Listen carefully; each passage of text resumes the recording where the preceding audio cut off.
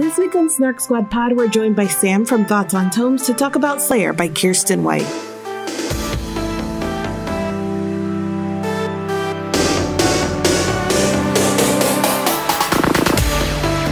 Welcome back to Snark Squad Pod. My name is Marines. I'm Nicole Sweeney, and this week we are joined once again by our dear friend Sam from Thoughts on Tomes. Hey guys, it's Sam, and introduce, I'm from Thoughts on Tomes, where I talk about books and media and all that stuff. I stole your thunder. You did. I was like, what do I say now? That's it. That's my thing. So Sam is joining us because we are once again talking about a Buffyverse thing. This time a novel that was published this year called Slayer by Kiersten White. This book takes place after the events of the show and after the comics as well. There's some references to stuff in this book that are comics things, which I have not read. But I feel like this book spends a fair amount of time explaining all of the essential Buffy the Vampire Slayer things that the audience would need to know. So the book assumes that maybe you, the reader, know nothing about Buffy the Vampire Slayer when you're picking it up. And so I feel like for that reason, I need to give the a prologue in my synopsis in the way of all the things that the book covers from Buffy. So Buffy.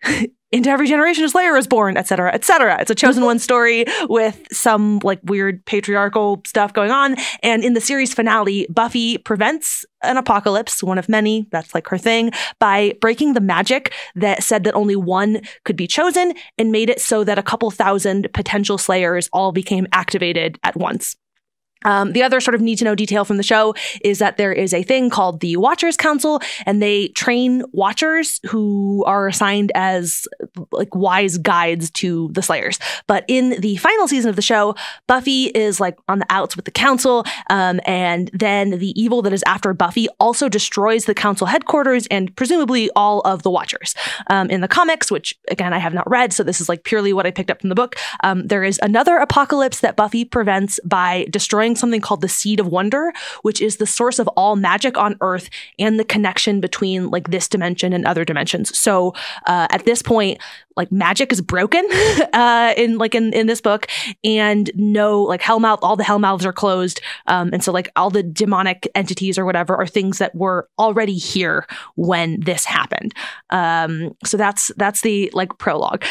This book starts a couple months after that. After all that, and tells the story of Nina, or her name is Athena, nicknamed Nina. I don't know why that happened to her. That seems very tragic. She, along with her twin sister Artemis, is the child of two Watchers. They live with the sort of secret last remnants of the Watchers Council. They're in hiding and mostly trying to preserve the tradition of the Watchers, but they have no contact with any of the 1,000 or so Slayers that are active in the world. And presumably there will be no more Slayers activated in the future because of this moment where Buffy destroyed the Seed of Wonder. So whoever was active at that moment, that's the end. That's the end of the Slayer line. Nina lives in the shadow of her all-around more accomplished sister Artemis. She works as the castle medic and is generally regarded as weak and barred from participation in any kind of sort of Watcher or combat training by her mother, who Nina thinks hates her. Artemis is super protective and also kind of controlling of Nina. In addition to Artemis, Nina has several other teenage-ish friends in and around the castle, all of whom are training for different futures within the council. Nina hates Buffy and Slayers in general because she thinks that they are destructive to order, and she's very pro Watchers. She hates Buffy in particular though because she views her as being responsible for everything that's wrong in her life. People that are close to Nina were frequently casualties of the ways in which Buffy averted the various apocalypses. Most notably though, she hates Buffy because Nina's dad was Buffy's first Watcher and he died protecting Buffy.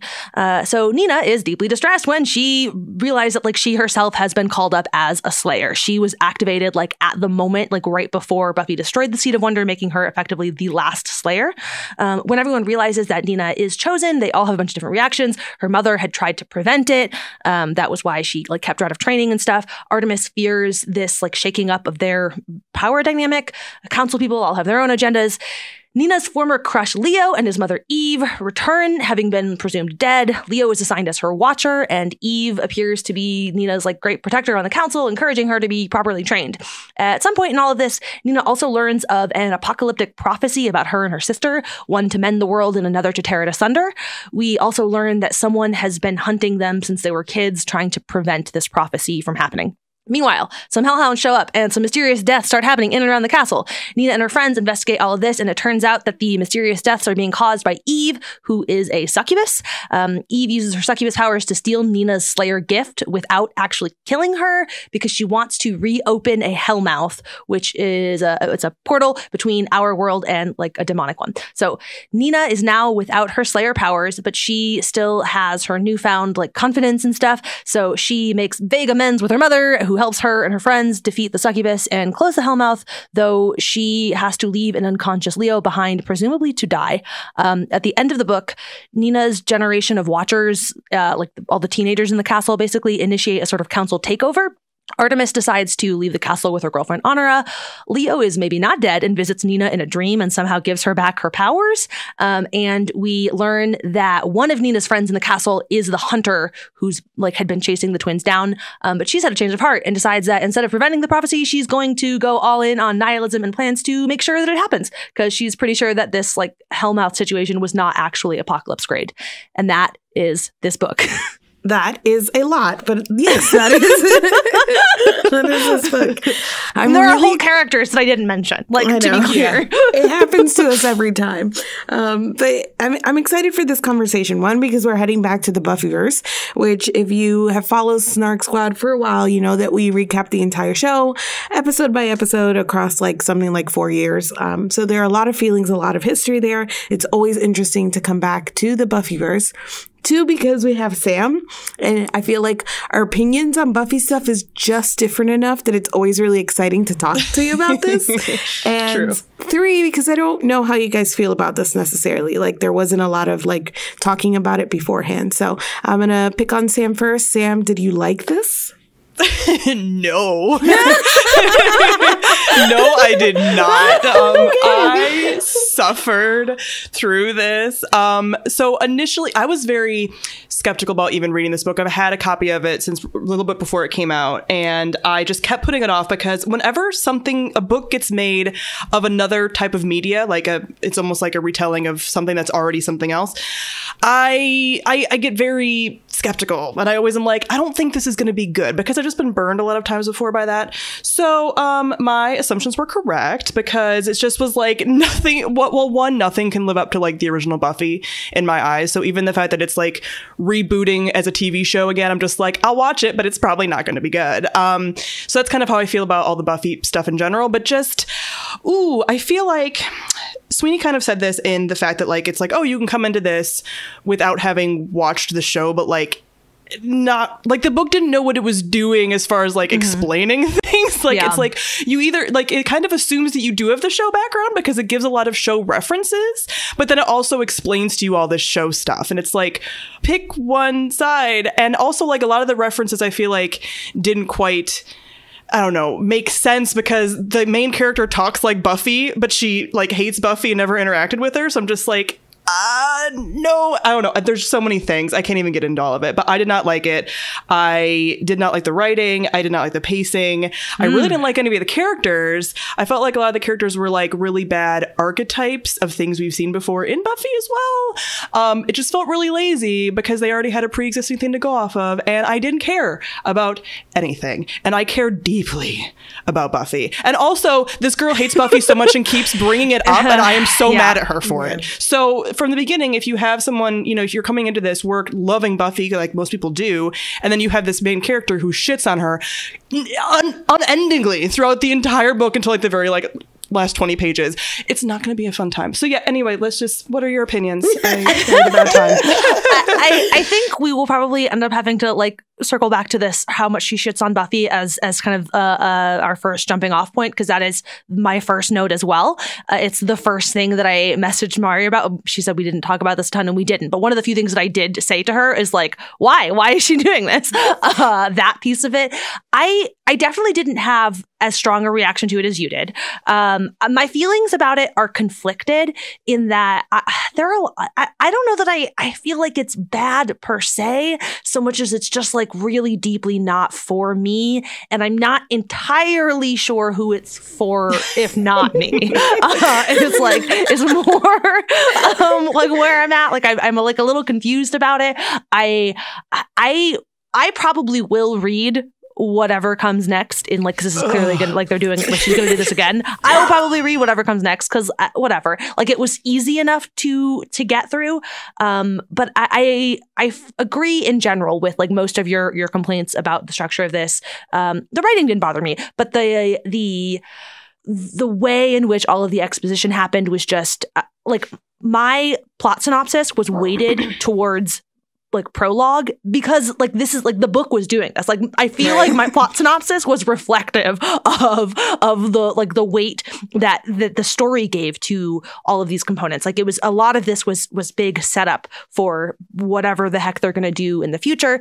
I also don't necessarily have a problem with the idea of doing this thing as a book. Like I think the world is super interesting, but like also, you know, in general, there's a level of, you know, let things end, leave them alone. But this is sort of the way in which I'm cool with like not letting things end and like leaving them alone, because it's like a different person. This is a different medium. Like we're like the idea a different person, not just in terms of the protagonist, but like different person handling the story, you know? And so all of that, I find I'm okay with them doing that, and I'm interested in the idea of that.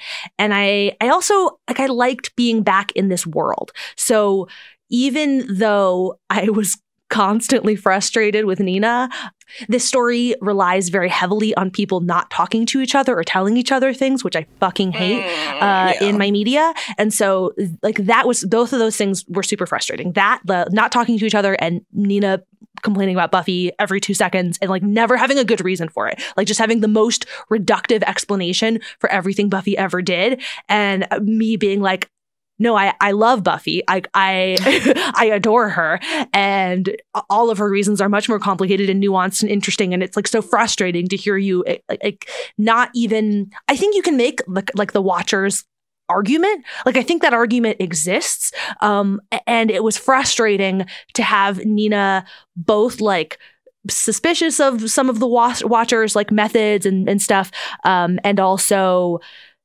accepting of the like fuck Buffy attitude, but like not having what would be the more nuanced critique, you know, like in all of these moments, like this basic idea of you should think more rather than like smashing into things.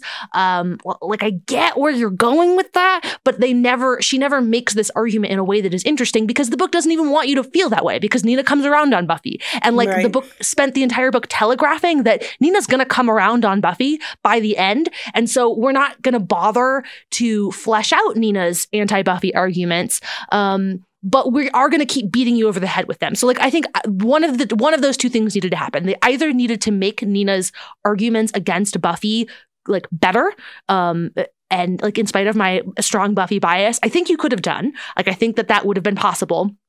I'm not sure I would have liked it, but I think that would have been possible.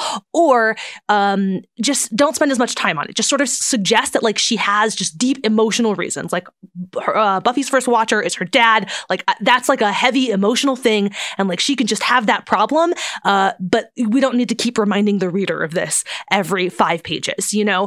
And then she can come around on Buffy and whatever, and like that's all fine. So I don't know. This is like a really, really long and rambly way of saying I didn't like it. I didn't hate it. I'm in the middle. I'm meh. I like that you said that this was going to be our first jumping off point, and then you just made the entire point. So. I know. I was like, I can't.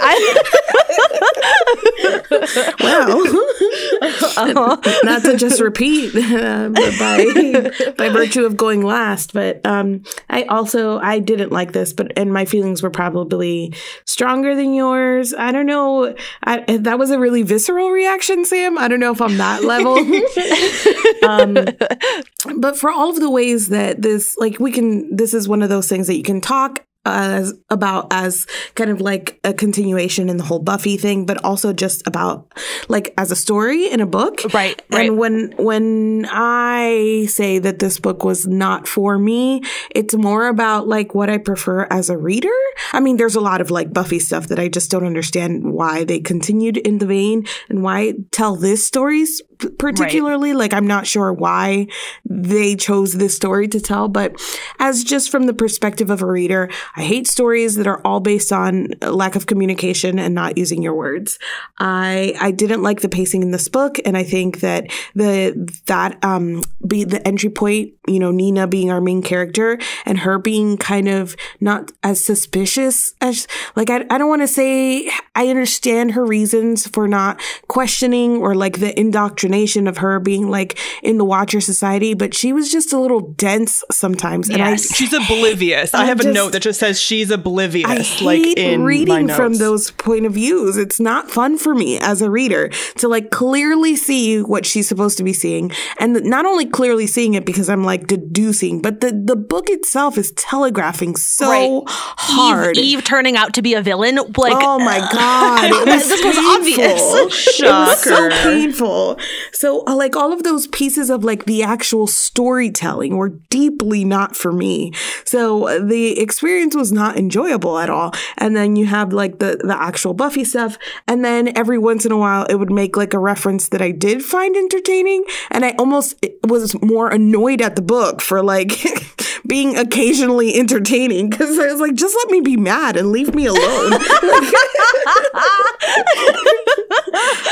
So yeah, like overall, not a great experience. It's like when your mom tries to hug you and make up before you're ready. You're like, yeah, no, Mom. you're like, no, don't let Faith show up. I'm not ready for this. Like, I'm so mad at you. Talk to me in 15 minutes. Yeah. So we're gonna go back, and I know Nicole, you started us off, but I think that part of the experience for us at Snark Squad of recapping Buffy was coming across a lot of times people who really enjoyed Buffy the Vampire Slayer, the TV show, but didn't like Buffy as a character. And that was a like highly frustrating experience for both Nicole and I, because we like love Buffy. So the Buffy bashing in this was like, oh, wow. Like, it really caught me off guard. I was not expecting it. Brought up, like, visceral feelings of that experience. Like, hearing her whine about Buffy, I was, like, back to, you know, like, flashbacks to people saying annoying things in our comments. and it's like the question for me was really like, okay, I understood the point of view from like her as being part of the Watchers Council. I didn't get it from the point of view of like people who had experienced all of the other Buffy stuff, like now getting the story. Oh, yeah. I don't know. Like, did we need it? Did we need Buffy bashing? Did we need like any sort of like the Watchers Council are people too, after we saw like how badly the Watchers Council treated Buffy? I don't know. That was the other thing that really struck me about this too, is that the ways in which, I don't know, this is like a half-formed thought, but the feminism of Buffy the Vampire Slayer is definitely like 101 shit. But the final season, everything that Buffy does in season 7 is the like most aggressive Buffy smashes the patriarchy messaging throughout the show. Like, that is the whole thing, is that like the entire idea of the Slayer line is like misogynistic as fuck, and like that's the thing. And so she's going to say, screw this, we're all activated, whatever. And I think, and so to have Nina completely missing that point entirely and making this argument for you need to have one Slayer and a bunch of Watchers because of balance or whatever. In light of that, felt a little, it felt like somebody saying, actually, it's maybe better if women's property is owned by their husbands. I was just like, it felt, given like that background context, I don't know how this would read if you're coming into this and like, this is your actual entry point into this world. I can't relate. But having all of the background with the show, it was just like deeply infuriating. And so while I could maybe get why Nina has some of these feelings, whatever, given her particular background, but like as a reader, being forced to listen to that was exhausting. I think you guys kind of both touched on this too, but like the reason it was also so exhausting is because Nina just struck me as like deeply stupid. She just is like, she's so oblivious to everything going on around her, like literally everything going on around her. And she doesn't even really think through her own decisions about other people. She just like kind of comes to these random conclusions that don't quite make sense. Like this whole like her mother hating her thing, and like she doesn't like try to dig deeper into any of that ever. And like the Leo stuff, where like I was so irritated from the get-go at her because she's like, oh, this guy that like ruined my life. And I was like, he tried to not embarrass you after you got embarrassed and you hate him? Right. Yes. Confused. So like it was just, I just really didn't like her from the beginning, and her kind of like immaturity, and also like the amount of naiveness she brings to this character that we're used to seeing, Slayers as being kind of like a certain type. So I guess maybe like Kiersten White was trying to make it be like, I get that she was trying to be this like Watcher Slayer hybrid and she's this healer, but I also didn't even really buy the healing things. Like she's like, I put this person's leg in a splint. Like, I mean, just all of it was just like so surface level. I feel like it just felt so basic. And then also like we were mentioned it being like, oh, well, technically you can come into this without having the show. Like who would do that though? Right. Like who's going to read this book without having the show? No one. If you have, like, I'm stunned. Why would you? Literally, why? So that whole thing of being like, it could be an entry point. Like, even if it was, if you went back and watched the show, you'd be like, what the heck is this? This is totally different from what this, it felt like the same world in a way, but not even really. I think that's what made me mad too, because like, yes, you had some of the references and things like that, but it didn't feel like my Buffyverse. And so it just kept rubbing me the wrong way, because I'm like, you're an illusion. You're a fake. You're not the real Santa. And so I'm just like really mad about it. I think that if the idea was that, Anita repeats this, the whole book is so repetitive. Super oh my God. repetitive. It was really, again, something I don't enjoy. But she repeats this constantly about how Buffy just rushes into things and doesn't think. And she's going to be like a Watcher Slayer, so she's going to think about things. And then you have a character that draws zero correct conclusions ever. Like that. She wasn't particularly, like, she wasn't observant. She wasn't like, it was very, I don't know. Why would you put this character at the head of an argument for thinking your way through things when she literally gets it wrong every single time? So that seemed like it was completely missing the mark for me.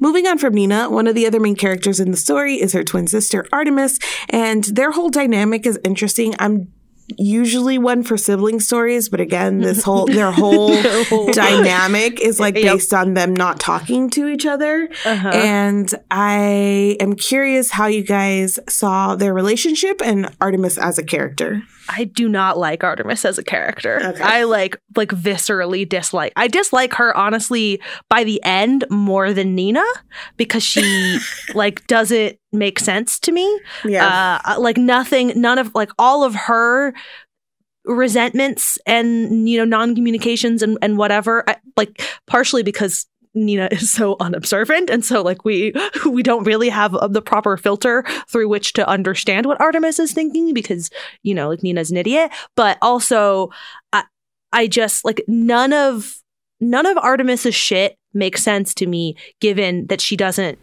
clearly doesn't talk to her sister. Right. So like, I don't know, like her whole thing with Honora and like the ease with which she's like, Honora like did this one thing to you one time, but I love her. Like fuck you. I don't know. I just like that whole bit. I don't know.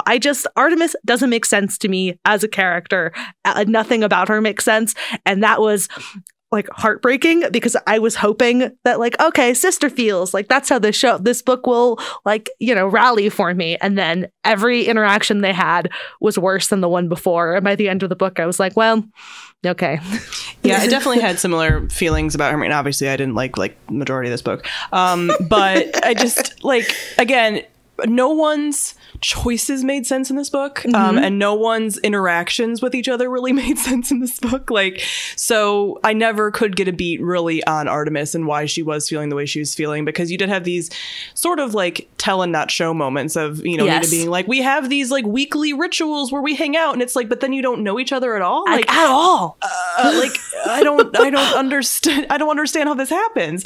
So, and even like the whole thing, you know, that you can tell that she kind of had to like blow the Watcher training or whatever the case is. It's just like, I get that if she felt like she didn't have anybody, that she would kind of latch onto her little like girlfriend character, who is also awful. Truly but awful. it just didn't, all of this whole family being so disjointed didn't make sense, because again, like Artemis is supposed to be working with the mom a lot.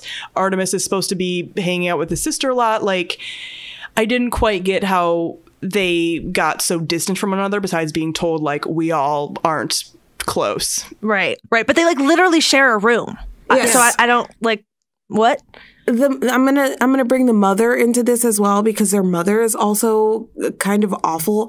And so I really didn't understand, like, her daughter lived for all of these years thinking, for as obvious as it was to anybody else, like reading, that she just picked one and took her out. And then like she wasn't picking Artemis like, you're my favorite daughter, I'm going to save you first from this fire. But that's how Nina interpreted it. And all it would have taken was her mother being like, oh no, you know, I just knew that you'd be able to handle it. Or no, I just picked the one that was close. Any explanation at all. Literally anything. Anything. Right. Any words exchanged would have made this better. And that's kind of like how I see all of their interactions, is just literally if any words were exchanged, it would make it better.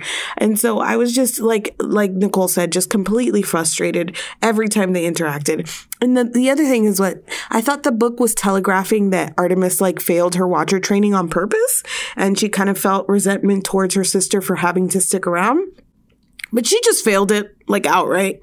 She just failed it because she, like, picked the choice that would not have made her a good Watcher. Like, she picked her sister over saving the world. So she just failed it.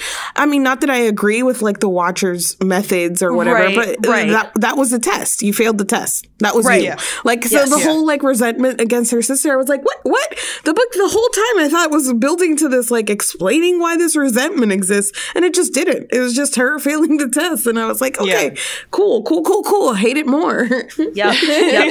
Especially given how the more of their relationship we see, the more we see of how they, like, one, clearly don't talk to each other at all, but also when Artemis does speak to Nina, it's like to like tell her what to do. And in like very like, have you been eating? Are you like, no, I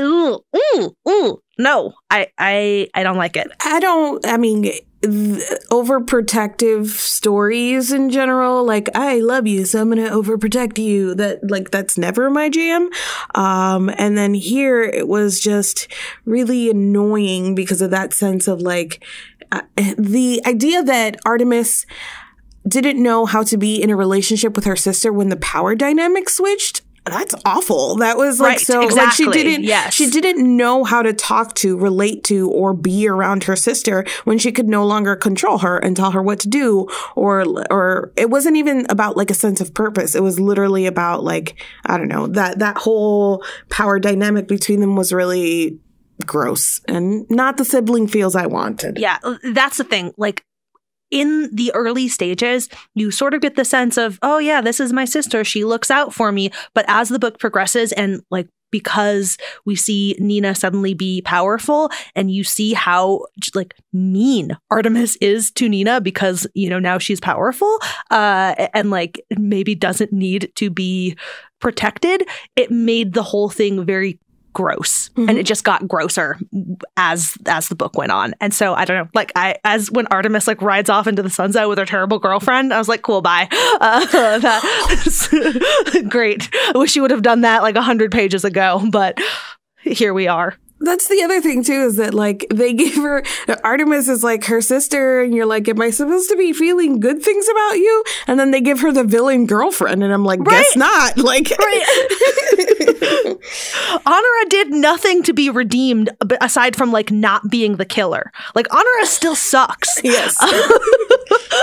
Like, yeah, I didn't really get her character either, because it was like, we're just taking these like classic mean girl stereotypes. Like when she first appeared, I was like, Cordelia, and then and then I was like, Cordelia / Faith. Like, I don't really like, what is happening here. So that's why I just felt like it was like recycling of characters that we've already kind of seen. But it also was like, oh, she's always been mean to you because she's jealous of you. But it's like literally like, you've told us the whole book that no one's jealous of Nina because she can't do anything. So why would this girl have been like, really, why would she have been jealous? Like, the jealousy doesn't really make sense. And then the whole like, oh, it's because of like how horrible the Wyndham Bryce family is, which I kind of enjoyed that, because like the whole like Wesley thing that kept getting brought up was like kind of funny. I chuckled a few times, but it was still like, we've like the abusive family thing. Like, it's just, I felt like all of it was constantly pulling from either tropes from Buffy or tropes just from like fiction in general that are just, we've seen a lot of times, and it wasn't new or fresh or anything. It was just like, we're going to do this because that would make like a really good motivation, and that would be like something a mean girl character is your typical like, you know, good teenage villain, and it's just like, but you're not giving them any dimension at all. Yeah. I feel like, so the end of the story kind of, there's this line, and it's like, being chosen is easy. Being the chosen one is difficult. Making choices is difficult, or whatnot. And I was like, cool story, bro. That's Buffy. That's yes. Congratulations. We've already talked about this. The idea that like, you know, making choices is tough, and I don't know. It wanted to add like this element of like, but these people were all like, they didn't choose this life. None of the Watchers also chose the life, right? It was mostly like a family thing. But I'm missing the why, because that's literally the Slayer story, and it's okay if you want to repeat that, but this was kind of like being repackaged of like, but now from this angle, but it was the same exact angle. And so every time another like abusive family piece was revealed, where it was like, Honor is really mean, but she was abused, and I'm like, yeah, okay, I'm sorry, but also all of you were. I think that's the point. Like that seems to be the thing. Yes, right. Across but the every board. time, yeah. And then Leo was like, he was being shifty. Surprise! Like he has a bad relationship with his mom. I'm like, no, it's not a surprise anymore. You all, you all had bad relationships with your parents. I did enjoy the one good character is Killian. Who's a precious gem. And I will say that he doesn't do very much, but the bit where Nina first goes to Killian when Killian has Doug, and like, you know, they're talking about Doug, but then the conversation shifts to being about how Nina's a Slayer, and Killian asks her how she's actually feeling about it, and he is basically like, he like gives her a hug and is like, yeah, like however like you feel, like you can like feel those feelings, and like that's cool. I don't know, like that moment I just thought was really sweet and lovely, and not that it like redeems, you know, anything else about the book, but I was moved by that moment, just as somebody who, I don't know, so routinely feels like I need that. I'm like, oh, you just said like you will just listen to me. Like literally, that's all I want is for somebody to fucking listen to me, and not, you know,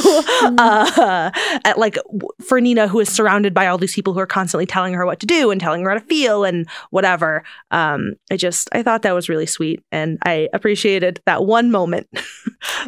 Killian was my favorite by far, and maybe because he didn't have much to do. Yeah. You know, like we didn't see him that much. I think he was just really, he had like great lines. He brought some humor and some levity, and he made sense to me as a character for the most part, where a lot of these people didn't. And there's this great line that I'm sure it was like a throwaway line, but I read so much into it, because at some point, Nina is trying to ask him he almost died. And so she's trying to like, how are you? And he's kind of like short with her, doesn't go into it. And Nina's like, yeah, he doesn't usually talk to me about the deep stuff. And I'm like, yeah, because you're an idiot, Nina. Like, nobody wants to talk to you about anything that matters. That went back to Nina hating. Sorry. The point was that I really liked Killian. Killian good. The one other thing that I appreciated, and again, this is like, I don't know, just like being back with Buffy. I think really I just like need to rewatch the show. And is like actually what I should do. But when? With what time? And I don't know, because this is like, oh, this is like a new thing. And so that's exciting. Whatever. I liked the idea of Buffy like sitting and waiting in the Slayer's dreams. Yeah. One, it's heartbreaking to again see that like even after the finale, the idea that Buffy is still like alone in all the world, that's like devastating because that like the last shot of the finale is so lovely and good and wow, she's smiling, look at Buffy, she's gonna ride off into the sunset and be happy. But no, of course not. Buffy never gets to just ride off into the sunset and be happy. Now every time she goes to sleep, she hears like thousands of angry Slayers, I guess, like yelling at her and being mad at her. Like that's her dreams. But like also, being there and like accepting this role of, if you need to chat about your Slayer shit in your sleep, I'm here hanging out. That was very good. Anytime Buffy showed up, I was like, oh yay, there she is. I know. I felt the same way. And there was a line at the end when like when Athena is obviously talking to her about everything and how she's going to break the world, and Buffy just kind of like shrugs and she's like, if you try to break the world, I'll just stop you. Yes. And I'm like, that is such a Buffy line. I was like, thank you, the one moment of light in this whole thing. And then Nina's like, no, you won't. I'm like, Nina, shut up. Like, right. Like she obviously will. Oh, it's so good. That moment was so good. I wasn't sure when this book was going to take place. Like I didn't know a ton about it before going in, and I was scared that it was going to be like after Buffy died for some reason. So it was cool to see that like Buffy's still out there and active and not, alone. And that's kind of like the curse of part of the reason why it's so difficult to take Buffy bashing, because she does so much, and like that, the whole tragedy of her story. But very cool to see her still trying to help others. I don't know, man. That was great. To the Buffy bashing, this is something else that I wanted to say earlier. In Nina's endless complaining about like, it was this way for a reason, whatever. It like, and like, but not having an actual good reason why you should have a single Slayer and a bunch of watchers just being like, well, because that's how it was. And like, that was stupid and annoying. But it was also frustrating because, again, like the arguments could have been made, but the book literally did not even try. There's an episode of Angel that does do a really interesting, like takes an interesting approach at like trying to problematize the idea of suddenly activating all of these Slayers, because it's like, okay, well, what if maybe like some of them are not well, like, and then what happens? And like, how do we deal with that? And like that it was frustrating to read this, like the worst take, right? It was just Nina's endless string of terrible hot takes on Buffy, when like there literally is, a version of this argument of, why it was, what was maybe bad about all of the Slayers being activated at once. I mean, even in that case, it's still not like it was bad to do it, but like it still approached the idea of, hey, here is a problem with it. Whereas none of Nina's problems seemed like they weren't problems. Like no. Is there anything that I guess we've kind of touched on Killian as being a pro, but Sam, do you have anything that you enjoyed at all about this? I said my two.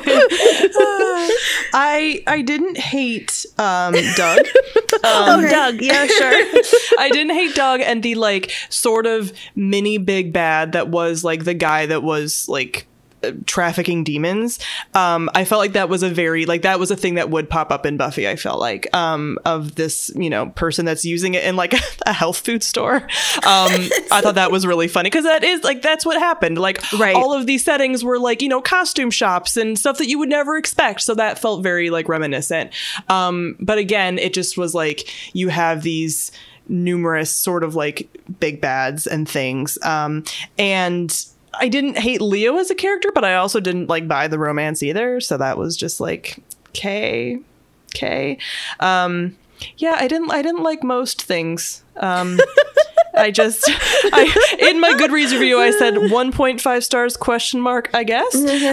Just because like the 0.5 was like just for being in the world again. But yeah, I just not for me. Like you guys say, it just wasn't for me. Maybe it's for someone else. It's not for me. Were there any of the references? I mean, we've talked about a bunch and Faith showing up and Buffy showing up. Were there any others that you caught or enjoyed? The Giles ones. Yeah, Giles ones. I liked the fact that Doug immediately made me think of Lorne, and so like later when they actually mentioned Pylea, I was like, yeah! So like that was fun. There was a very brief mention, I can't even remember in what context, but somebody said something about eating kittens or eating cats. Yes! And I was like, oh. Yeah, there were a lot of little ones, and then they had like a William the Bloody at one point, and like some of those other ones that but again, it was just like, you're throwing me scraps. I still just don't get why they set all this stuff up and explained all these things to you, and then also are like, here's these cute show references, and it's like, but who is this for then? I don't know who this is for. Yes, that I firmly agree. All of those little Easter eggs were really fun and good, but they contributed greatly to this sense of confusion about like who this was for, because those Easter eggs are not like they were not for the book in any way. Like they like, they weren't advancing this story, Nina's story in any meaningful way. They were literally just like, winks and nods at the larger world, which are fun if you've seen all the show. But like, if you've seen all the show, then I don't need hundreds of pages of summary of the show. Right. I'm going to kind of ask you guys about like fixes, how you would fix this. But is there, before I do that, are there any other like larger things that you want to talk about that we haven't yet? I mean, do we all agree that Artemis is going to be the world breaker? Oh, obviously. Yes. Artemis is the world breaker. Completely. Yes. One to mend. That she's the fucking healer. She tells us every other page she's a fucking healer. Okay.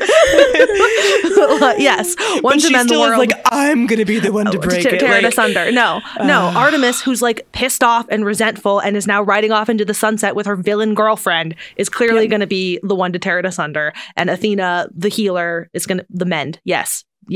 Duh. I almost had a moment of like, well, maybe that's what the book. No, but the book is not that. It's not leading us. It's not like trying to double cross us here. No. I think and everything that it was like trying to lead you somewhere, that's exactly where it led you. Right. The book, everything was telegraphed. Yeah. Like there were no surprises in this book. So I am very confident that there will be no surprises with this prophecy. But also now I fucking have to know. Okay. This is the thing. This is like my real problem is that I can't quit things. So that's why this 2-star read is I'll fucking pick up the sequel because now I'm in it. Now we're doing this. So, All right. Now I'm coming back. I'm going to ask you guys how you would have fixed this.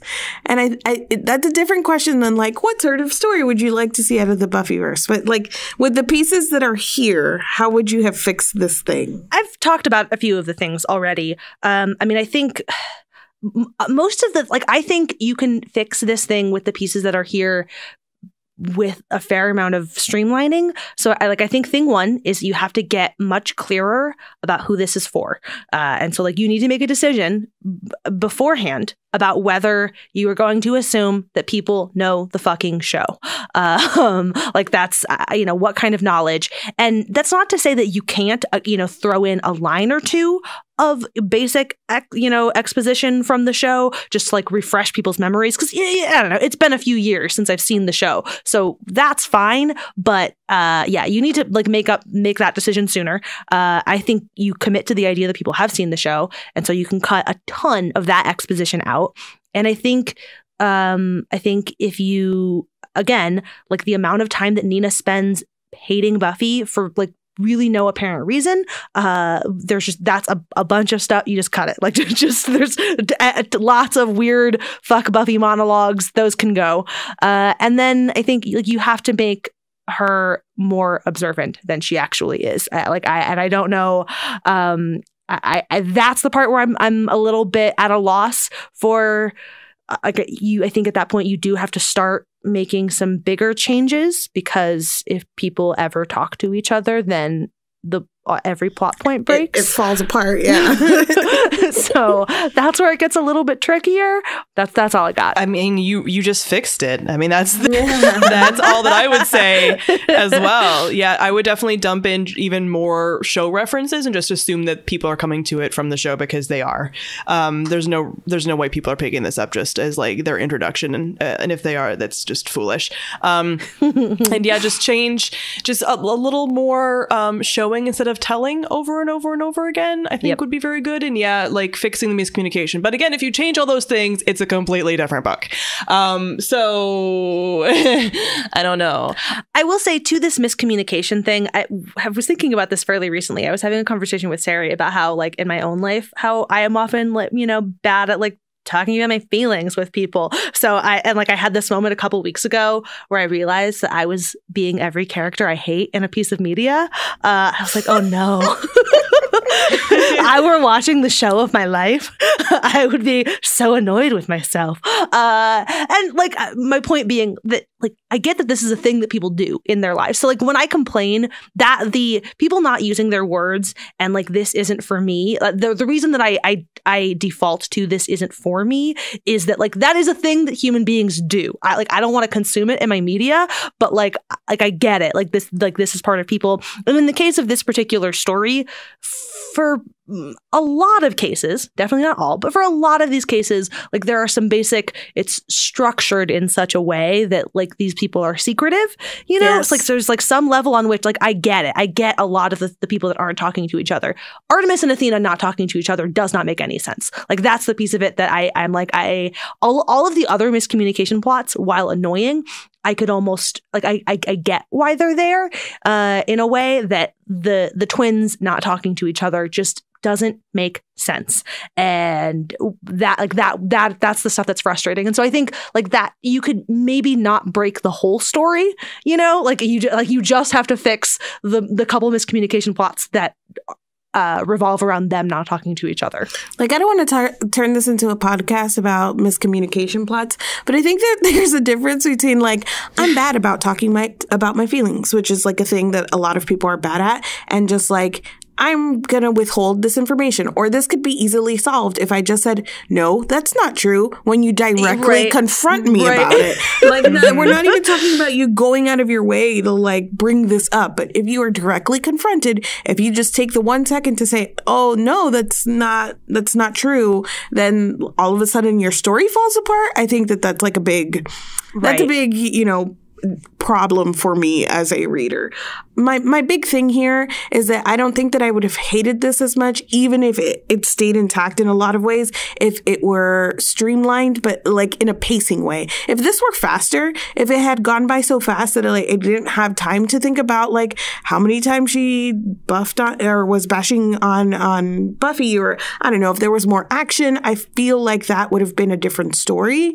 But the fact that she like the action is slowed down every single time for her to think about like, oh no, I want to fight, but I can't. And like, she's so in her head repeating all of these things that I think that was the major issue for me. So my fix would be to speed it up, to add more action, you have a whole demon like underground fighting ring. There's like so many instances that you could have just pumped it up with a little more action to better the story. My other fix would be like, maybe this isn't a novel. Maybe this is like a graphic novel, or like, something that is a little more visual and that could take about 90% of all the words out. Yeah. And just communicate it differently. So the fact that I listened to this on audiobook frequently sped up probably helped my experience. Like, I feel like I would have hated it more if I hadn't read it this way. That's probably fair. I mean, that was one good thing, was that it was a really quick read. Like, so as I was hating it, I was like, well, at least it'll be over soon. I definitely would have DNF'd if I wasn't coming on this podcast. I would have been like, I'm done. Yeah. Well, thanks. But I powered through for you guys because you're my friends and I like you. Are we your friends?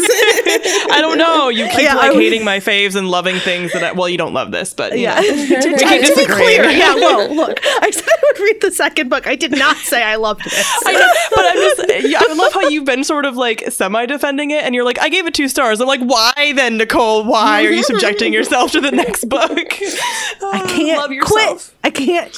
Listen. You need to quit, and then I will start deleting my negative comments, and then you can start not continuing with crap series. Let's start that. It's really funny because in general, obviously Nicole's a completionist. I'm the non-completionist. Yep. So even like when I complete a thing, I have little to no desire to ever seek out additional material. Love Firefly, never read the comics. Like, I won't even read Wide Sargasso Sea because it's like a prequel to Jane Eyre. And I'm like, don't need it. Like, there's like stuff in my brain that like once I'm done with the material, like I don't really like looking for things outside of it. So I'm doing this for my own podcast, but I'm also proud of me for doing this for my own podcast. So high five you and me, Sam. Nicole, I think you're alone on the going on to book 2. That's fine. That's I expected that.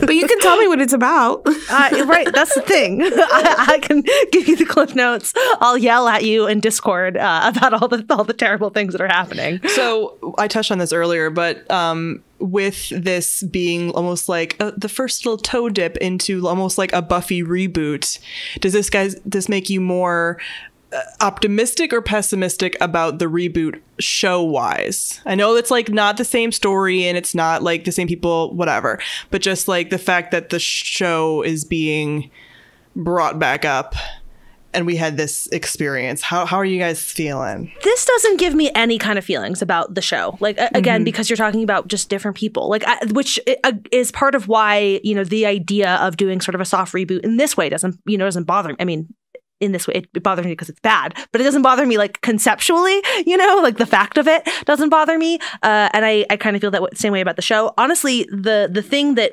makes me feel the fuzziest about the reboot is the existence of the Charmed reboot, which I am finding delightful. Like, it's fluffy, whatever, but I'm like thoroughly enjoying it. Would much rather be watching this than old Charmed. Sorry, not sorry. Like, I don't know. And so the idea of like doing the story, I don't know. I'm not excited. I'm not out here like, waiting for it, but because I consume a fuck ton of media, I probably will end up watching the show. This has no bearing on how I feel about it, though.